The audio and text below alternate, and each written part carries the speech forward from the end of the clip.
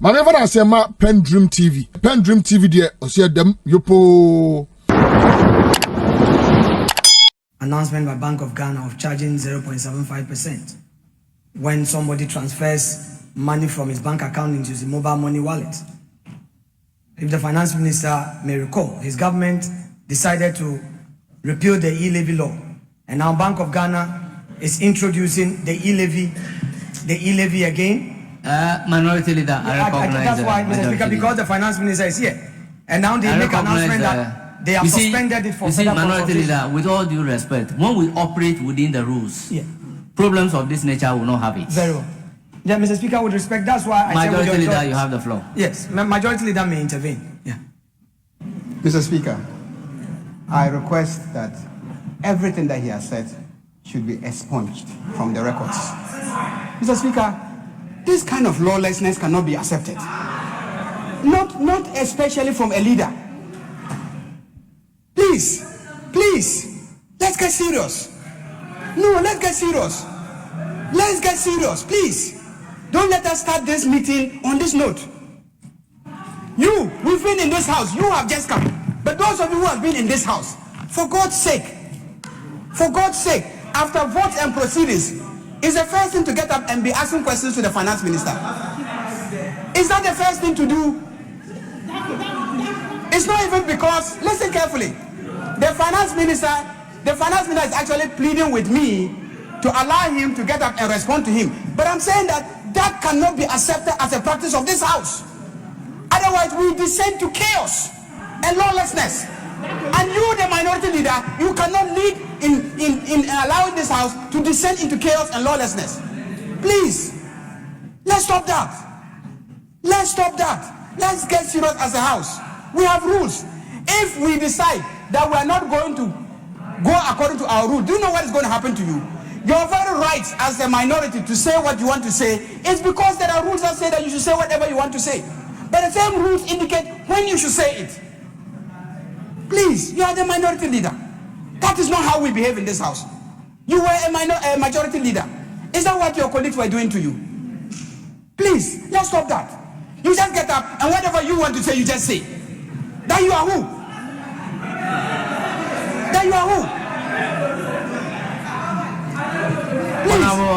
Honorable members. Mr. Speaker, honorable members, we cannot allow that. I think I indicated clearly that if you all operate within the rules, we wouldn't have a problem. This is what Order 93 is saying. By the indulgence of the House and leave of the Speaker, a member may explain a matter of personal nature or make a statement on a matter of urgent public importance at the time appointed for statement under Order 67. 2. The proposed statement shall be admitted by the Speaker with or without modification. This is what the rules is saying. Are we operating within the rules?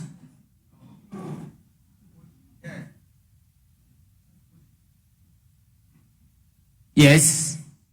Speaker, with respect, in responding to my issue, the majority leader had put certain things on record. I believe that it's only fair that leave is granted me to respond to them. Mr. Speaker, this side of the House concede to the fact that this House operates with rules and must operate within its rules.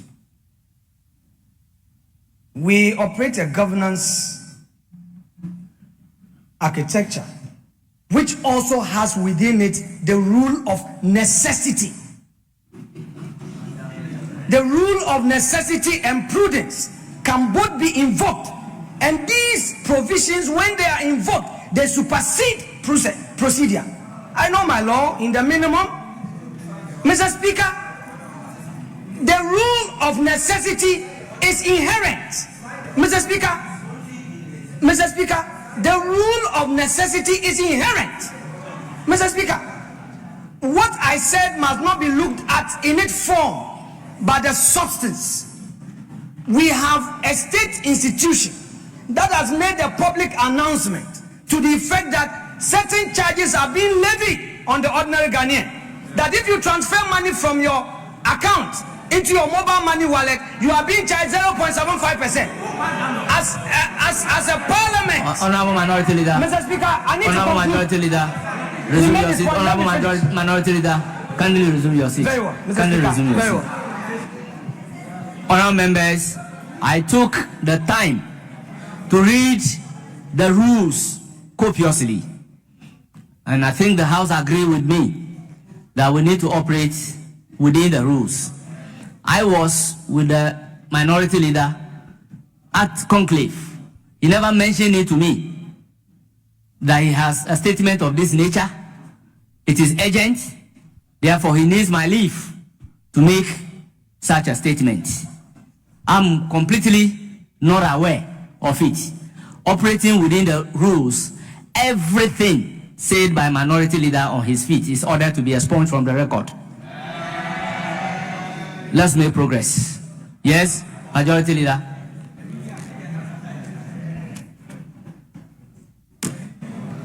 Mr. Speaker,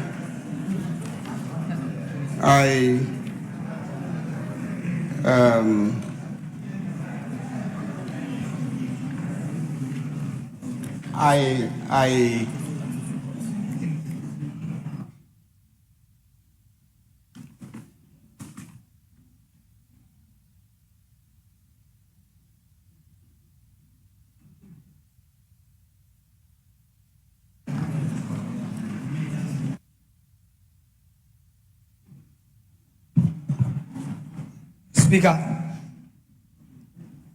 I believe that in making your orders, the Majority Leader responded to the record that you have ordered same to be expunged. In the spirit of fairness, if you do not want these records to be part of our records, then it is only fair, Mr. Speaker, that the very response to it must also be off our records in its entirety. Mr. Speaker, that would always only be fair because, Mr. Speaker, you cannot place something on nothing. If he says, Mr. Speaker, let us be fair. If you say that I did not follow the rule, and I'm not going to challenge you, it is part of your duty as the presiding officer. But then every single thing that was said in response with respect to the subject matter of these charges by Bank of Ghana must also go off the records, must be expunged accordingly, Mr. Speaker. That is my humble submission. Honorable members, it is trite learning that you cannot put something on nothing and expect it to stand. McFoy versus UAC. So consequently, everything that both leaders said are ordered to be expunged from the record, as if it does not exist. Everything that they said, after correction of vote and proceedings, everything said is ordered to be expunged from the records. Speaker, the Deputy Finance Minister, these are matters between the leaders, and this is a matter that you... I have not heard the Deputy Finance Minister. Mr. Speaker, I have not granted him the floor. I know he is the Deputy Finance Minister and carries some weight. I have not granted him Mr. the Speaker, floor but to I'm speak. bringing it to your attention that he himself must know that these charges that are being levied by Bank of Ghana, Honorable Minority Leader, you are completely out of order. I again order that same speech be expunged from the record as if it does not exist. Yes, Majority Leader, by agreement, we have to go to commencement Yes, Mr. of Speaker. public business. Yes, so let's... Presentation of papers, item numbered 8.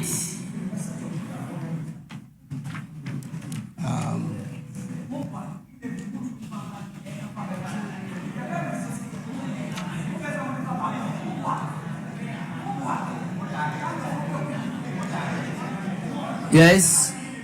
Mr. Speaker, let's do vary the order paper and handle addendum. Very well. Yeah. Yes, Minority Leader, the application is to vary the order of business and take the order But the paper finance minister addendum. is here. Mr. Speaker, you just spoke about the rules. It's also part of the rules to consult. Mr. Speaker, it is also part of our practice. Practices are part of the rules and laws of this house. That's why it's rules and practices. Mr. Speaker, he who comes to equity must do equity. Now we're clear. You know, but I won't demand my pound of flesh. I rest my case. Order paper addendum at commencement of public business, item numbered A by the minister responsible for finance. The item numbered A, B, C, and D are all standing in the name of the finance minister. So, finance minister, you have the floor. You may lay all of them together. Annual report on the management of the energy sector levies and accounts for the year 2025. Reconciliation report on the Petroleum Holding Fund for the year 2025.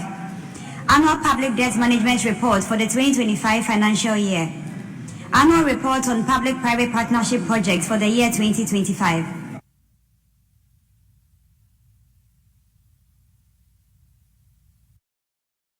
Often correcting grammatical mistakes before signing the country up to the contents. This is civil society verdict on this government, not NDC praising itself. So we can say, yes, stability has been achieved after the races with debt we experienced prior to 2025. Mr. Speaker, this House shares in the glory of this moment.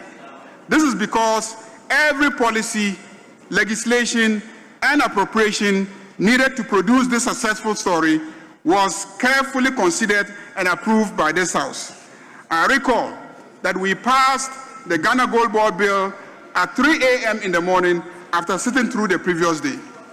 The government has indicated a plan to commit the nation to a policy coordination initiative with the IMF. This Parliament will once again be called upon to support the government with the appropriate policy, legislative, and appropriation approvals necessary to ensure that we never have to go back to the IMF within a short time after exiting their program like we have done since 1957. Mr. Speaker, we are therefore commencing this second meeting of the second session of the night Parliament at a time when a lot of work needs to be done to carry our nation's economy to where we want it. Committees must monitor agencies they superintend over to ensure continued discipline and conduct conducive to national progress. This is what Ghanaians expect of their parliament. The international community has continued to applaud the Ghanaian people for our strides in democratic governance. The recently released 2026 World Press Freedom Index tells a story of remarkable institutional redemption.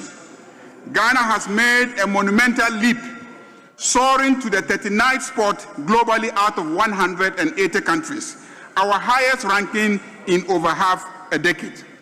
So, Mr. Speaker, I stand before you to celebrate a profound democratic resurrection under the deliberate, rights-driven stewardship of the National Democratic Congress, NDC administration, led by His Excellency, President John Dramani Mahama. We have fiercely reclaimed our heritage as a vanguard of free expression in this country.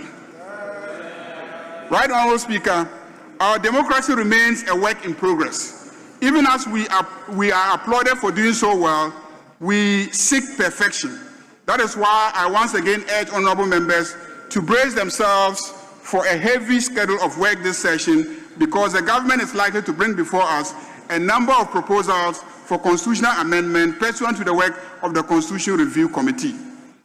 Government has worked on its position paper, which will inform the specific amendment proposals that might be brought before this Parliament in this session.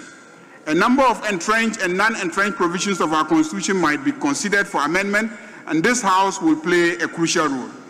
So today is not a mere constitutional ritual, but rather a solemn reminder of the sacred trust that is placed on us as the elected representatives of the people.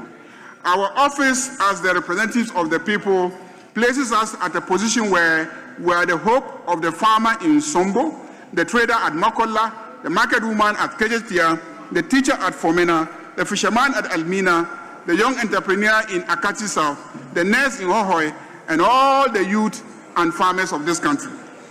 As the elected representatives of the people, I beseech us never to lose sight of the fact that Parliament is not only a house of records and law, it is also the house where the hopes, aspirations, anxieties, and frustrations of the people are duly expressed and communicated to the government through questions, motions, debates, and statements. We, as the gatekeepers of democratic governance, must therefore work assiduously to meet the needs and aspirations of the people as we ensure the equitable distribution of national resources.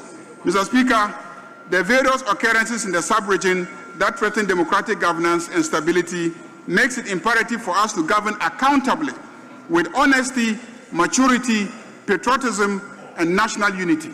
While the country continues to enjoy peace and democratic stability, which is the envy of many, we must, however, acknowledge that our democracy has only matured through tolerance, dialogue, and institutional resilience. It is imperative for us to commend the Ghanaian people for their continued faith in democratic governance and constitutional order whilst working to meet their needs. Recently, the judiciary has come under attack by no less a person than the new Patriotic Party Minority Leader, Honorable Alexander Afenyo. Let me repeat a caution given by this very minority leader in this chamber, that when you are not satisfied with a decision of a lower court, you appeal and seek redress in a higher court.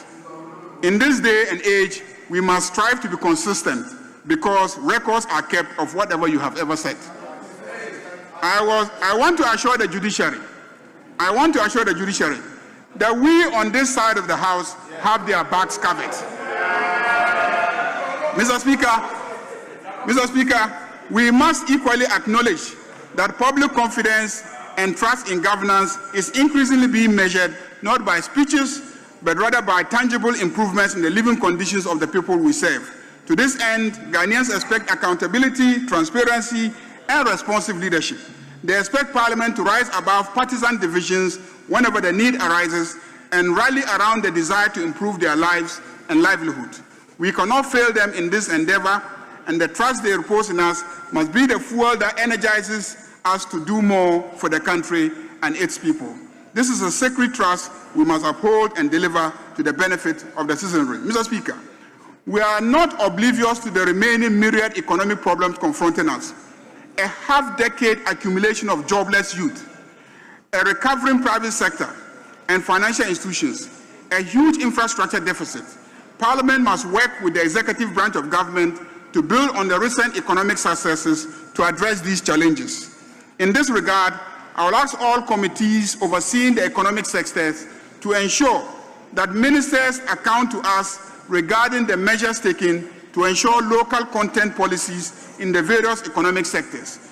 Jobs for which Ghanaians have the skills and competencies cannot be occupied by non-Ghanaians. Also, committees should ensure that factories are producing at full capacity and the domestic market is protected through ending smuggling of goods into the economy. Committees overseeing the security and revenue mobilization sectors must set up and ensure that smuggling is curtailed and proposals for tax reforms to help in that regard come before this House.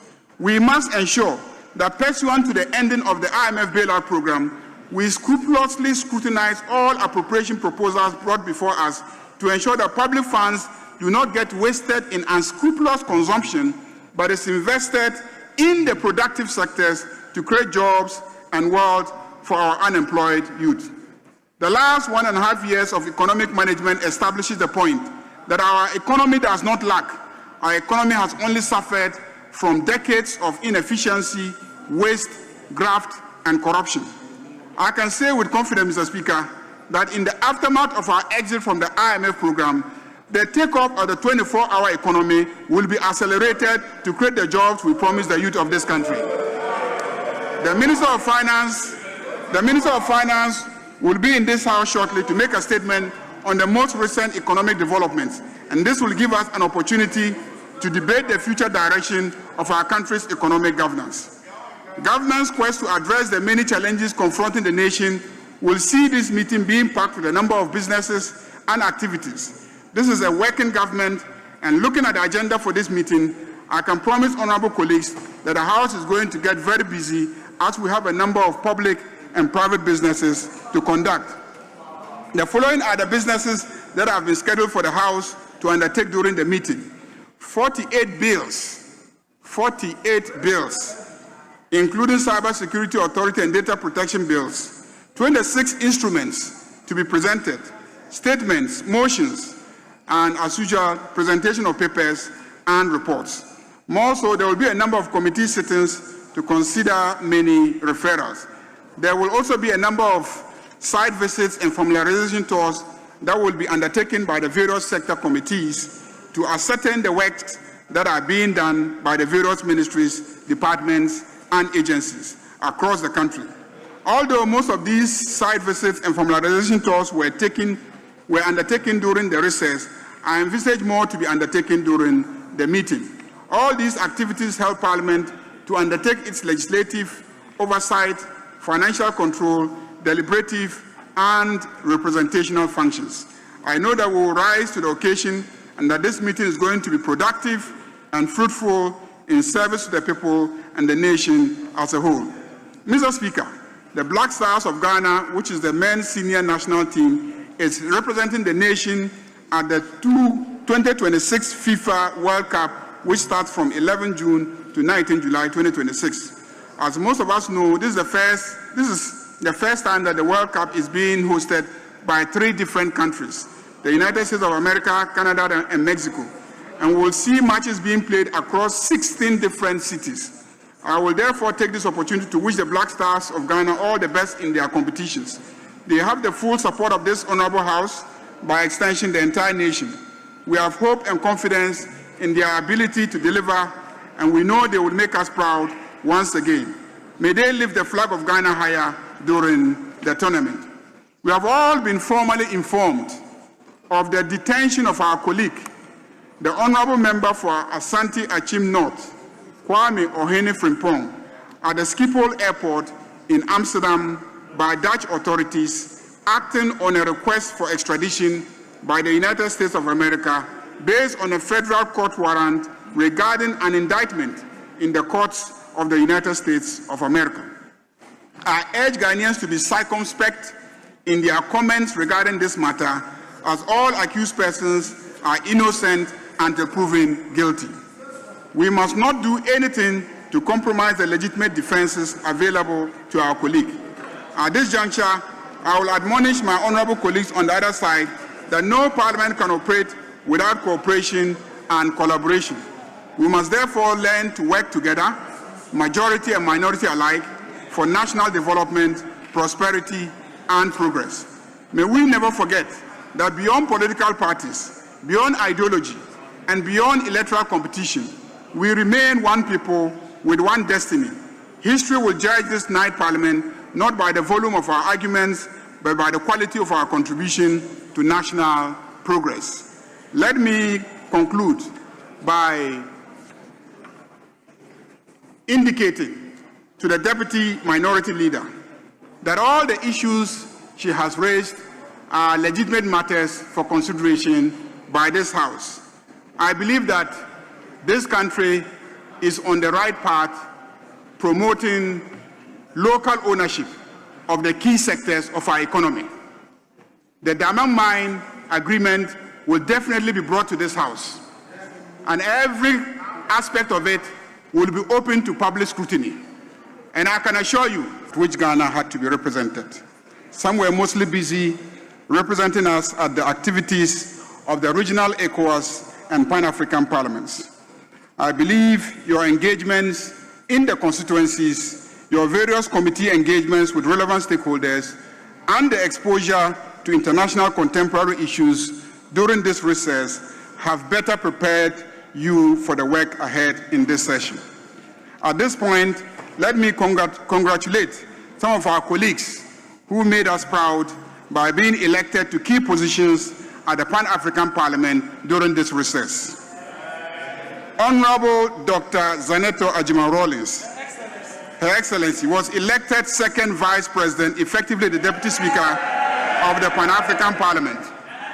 Honorable Frank Anodompre was elected Chair of the Health, Social Work and Labour Committee of the Western Caucus of the Pan-African Parliament. We wish you well in your new offices. We have no doubt that you will continue to showcase Ghanaian exceptionalism abroad. Right, Honorable Speaker, we commence sitting at a profound moment of renewed hope and optimism in the country. Let me quote a post from Franklin Kujo of Imani, Ghana, about a week ago. Franklin Kujo writes, and please pay attention. Franklin Kujo writes, and I quote, "The fastest economic recovery in Ghana's history has been recorded." He says, the fastest economic recovery in Ghana's history has been recorded and achieved by version 2.0 of the Mahama-led government. This, after the most regressive, self-immolating policies of waste, mismanagement, and plunder the country has ever seen. This is the verdict. This is a verdict of civil society on the NPP regime. Franklin Kujo further states, key achievement, exit from the IMF program with star-studded honors.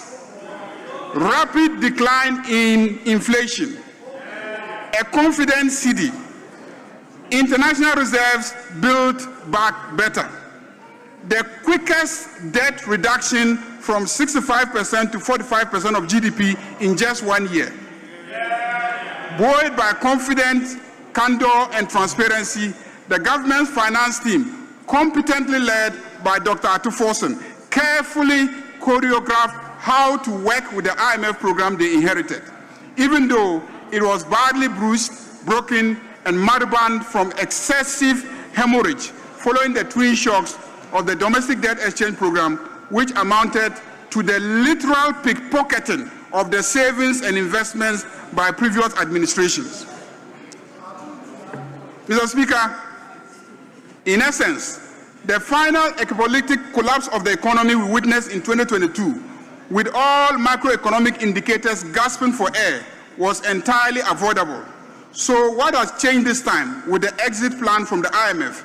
A commitment never to return to the IMF after 3.5 years, the period we have been cursed through maladministration to return to the fund since independence in 1957. What is the PCI? It is a non-financial advisory and monitoring tool provided by the IMF. It allows the country to design and implement its own economic reforms without receiving a financial bailout, acting essentially as a global seal of approval for the government fiscal management. This masterstroke in economic diplomacy could not have been achieved without the backing of the president, whose mission this time around is legacy and respect. The president reads every document handed to him. So this is a test business statement just for today and tomorrow. I mean, essentially it's for today and tomorrow. And few observations, though. I'm quite surprised that in the face of the plethora of outstanding questions, we have over 300 outstanding questions. And Speaker, if you may indulge me, we have 60 questions outstanding in the name of the Minister of Health. The Minister of Roads, I know Kwame will come and answer the questions, 24 questions. The Minister of Finance has 29 questions outstanding, all put together from the table office. Table office. We got all put together, we have 304 questions outstanding. And here you are, you have a golden opportunity. We have today and tomorrow. And I am fully aware that your chief whip engage our ministers. I mean, it's a practice. Before the House sits, you engage them to have a sense of business they are bringing. That is what we were doing when we were in government. And I know you are taking a cue from us. That is fine. So you have engaged them, and you are aware of these outstanding questions. For 2 days, today and tomorrow, none of these questions are being programmed. This cannot be acceptable to this House. 2 questions, you are just wasting it in terms of your inability to program any of the ministers to come and answer questions. Why? Today, no show. Tomorrow, no show. Meanwhile, you have over 300 questions that are outstanding. Why? Majority leader, why? Then, on the referrals, the last time you were very agile saying that committee heads are going to suffer punitive measures who are not working on their referrals. You have 291 referrals. This is historic. You are making history. 291 referrals not being worked on. Yeah, I concede I'm also in leadership, but the bat starts with you. All these referrals are outstanding. And here we are, the Minister of Transport, our good friend, is here. He's going to lay another bunch of papers, and he's going to be referred. What is happening to the 291 referrals? It doesn't speak well of this House. We need to get clinical. And the last time you had devised measures that you would advertise these outstanding referrals so that committee heads in question will be called to order to act. Mr. Majority Leader, we want to help you to be responding to your 24-hour policy. But you are not helping yourself. The Majority Leader is not helping himself. 291, and you will not be clinical enough to at least include some of these questions and referral today and tomorrow. And you just come and present this one, and we want us to applaud you. We won't applaud you. You can do better. Then again, Mr. Speaker, I'm not too old in this House, but I know that if you are laying a paper, you cannot go ahead. You are laying a number of papers, and you are going ahead to program motions to be taken, consequential resolutions to be taken at the same time. What is that? That is wrong. The referral has not even been done. The committees have not even reported, and you are programming motions and consequential resolution. What is that? That's not how we do it. Let them go and consider the referral first, and then the committee leadership can give you a sense of whether they have finished their work on the referrals or not. You cannot go ahead and be jumping the gun and be programming motions to be taken of papers that have not even been referred. That is wrong. And I submit this strongly to you. It's wrong. It is wrong. Chief Whip, it is wrong. I know you will not accept it openly, but in private you tell me that we erred. So Majority Leader. So, Speaker, essentially we are saying that this sitting, and you already have been issued, you have informed us that about 50 bills are on their way to this House. That's fine. We will help. Get ready your win-win committee. And many of our first-time members of Parliament have shown class and commitment to help in the lawmaking. 50 bills, it is not, you don't just take pride and say, oh, this sitting, we are bringing 50 bills. No.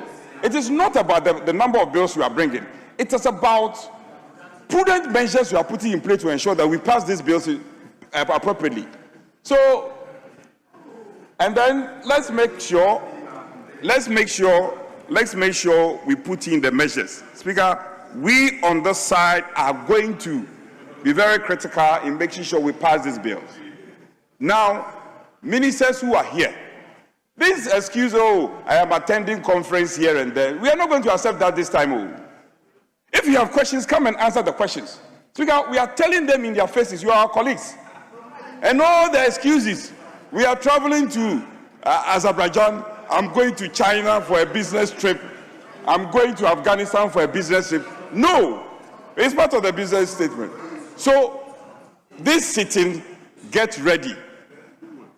If the ministers cannot come, their deputies should find their way here. There are ministers who don't allow their deputies to work. Deputies who are here, they can agree with me. You see, my deputy is nodding. Ministers who will insist. You're not the one presiding. Are you a deputy minister? Speaker, I can yield to him. He's my friend. I can yield to him. I thought your comments were going to be comments. Speaker, I'm just concluding. And you allow me to conclude.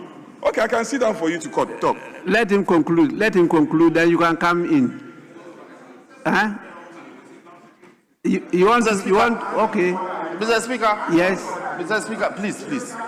Yes. Mr. Speaker, Majority Chief Whip. Yes. He just said for the records that some ministers do not allow their deputies to come and answer questions. Speaker, if we allow this to go in, it's very bad. Please. These are not things we can say for the records. No substantive minister has refused or denied his deputy from coming here to respond to questions. So he cannot say that. Please. No, he's not withdrawing. Well, you know, I don't mind withdrawing, but Honorable Eche, there's no problem, but will you listen to me first? Speaker, I will not denigrate the reputation of any minister. Anyway, honorable members, none of you is a minister. Yes. Or a deputy minister. Say leave that and let's move on. If they were here, I would have asked them. So I will try and conclude. No, but you are not all here. You are just one. He didn't say all ministers. He said some. Speaker, yes. I know them. But in order not to make matters worse for myself, honorable member, is your word against his word. Yes, you know, exactly. So, Speaker, you live long. Speaker, you live long. So to conclude, tell your ministers, Chief Whip, don't say I didn't tell you. If the ministers cannot show up, empower the deputy ministers to show up. It's as simple as that. When the minister is insisting I have to come myself and at the same time attending conferences in China and other places, that one will not take it lightly. And to conclude, these are the takeaways, Majority Leader. These are the takeaways for you. The beautiful takeaways for you. 304 questions cannot be dispensed of with this approach. 2 days being wasted with no minister being programmed for questions. It's a waste.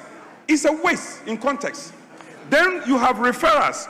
291 referrals pending. This has never happened in our history. I'm repeating myself. Emphasis to emphasize. First Republican Constitution, Second Republic, Third Republic. This is the history being made by our Honorable Majority Leader, Honorable Ayariga. Mahama Ayariga. 291 referrals. And you are happy about that. You are happy about that, Majority Leader. You should not be proud about this. We want to help you to dispense of them. But you must help yourself first. Program the ministers and let's get them to come and answer these questions. Get the committee leadership to show leadership in dispensing of all these referrals. Yes. This sitting, we are not going to treat you with kid gloves. Get ready. I thank you, Speaker. Yes, Majority Leader. Thank you, Mr. Speaker. Let me just help the Minority Chief Whip with some basic education on how business is programmed.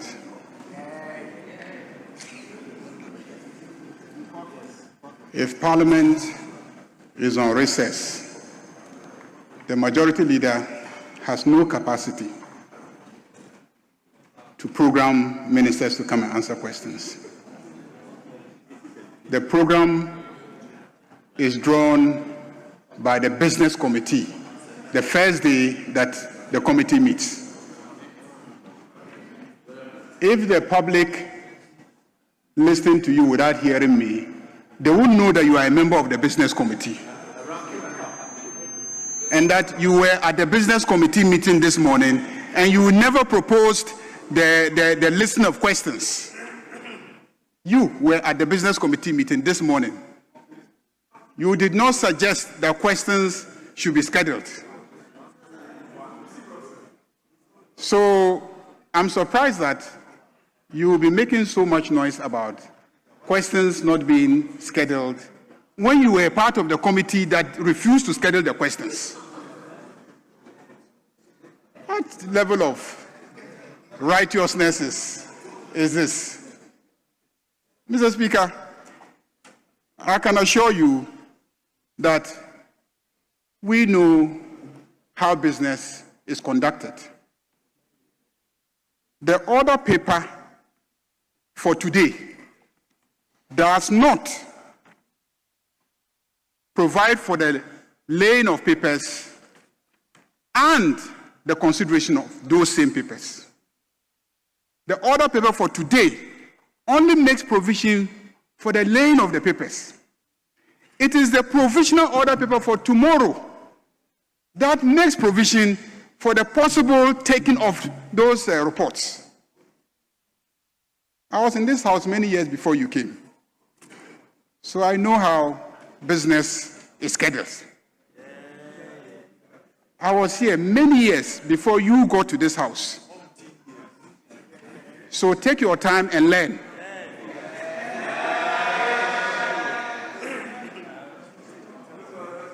Take your time and learn. And as for ministers coming to this house to answer questions, you know the rules. The rules are clear. There's a certain period within which the minister has to come and answer questions. So you can't ask the minister a question today and expect him immediately to come tomorrow. He has to come within the relevant rules. And Mr. Speaker,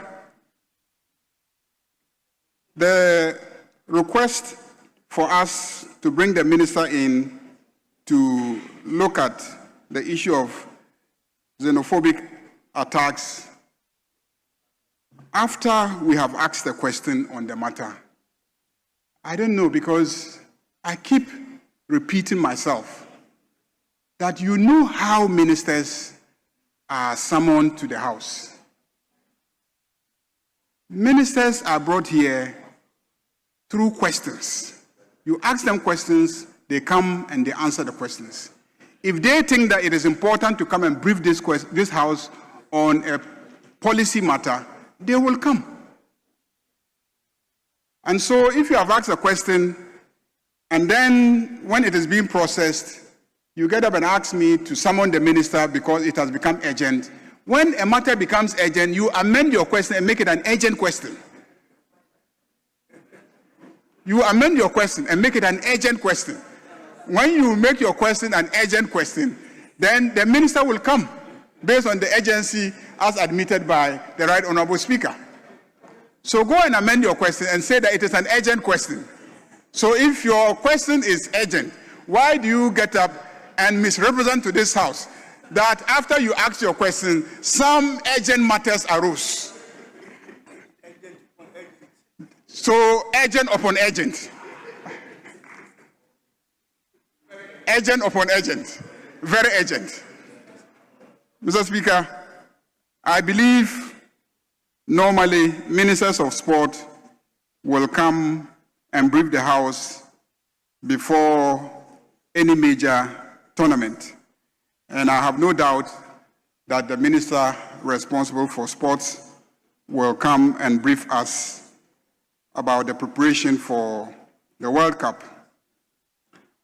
And as for the issues relating to the athletic competition, I'm sure if you ask the right questions, the minister will come and answer those questions. I have also heard that the audit report on the All-African Games is also ready. I'm sure the minister will bring the audit report on the All-Africa Games for us to consider alongside what might have happened at the recent athletic competition. Referrals. Yeah, I agree with you that we need to take the referrals more seriously and try as much as possible to get the reports to this House. I know that during the recess, many committees requested for appropriation, some funding, to meet and consider their various referrals so that by the time we resume, they will be able to report to us. The Speaker approved funding for many of these committees, and many I know met and considered their various referrals. I believe that they will soon present their reports to us. I am the person who has insisted on committees considering all referrals. In the past, and I've been in this House for a very long time, reports of agencies, departments, and etc. that were laid in this House hardly got considered by committees and reports presented to this House. When you were a leader, it used not to be the practice. But I insist that part of our responsibility is to oversee the agencies.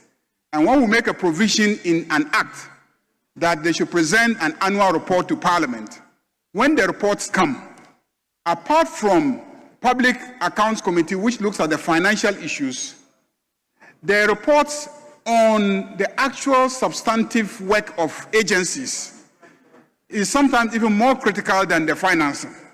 So that's why I insist that we take our responsibility of considering agency reports serious so that our oversight of the agencies can be more effective. I know members have not been doing this in the past, committees have not been doing this in the past, and it's a new thing that we're trying to get them to do, and it takes time to build the skills and competencies to do it.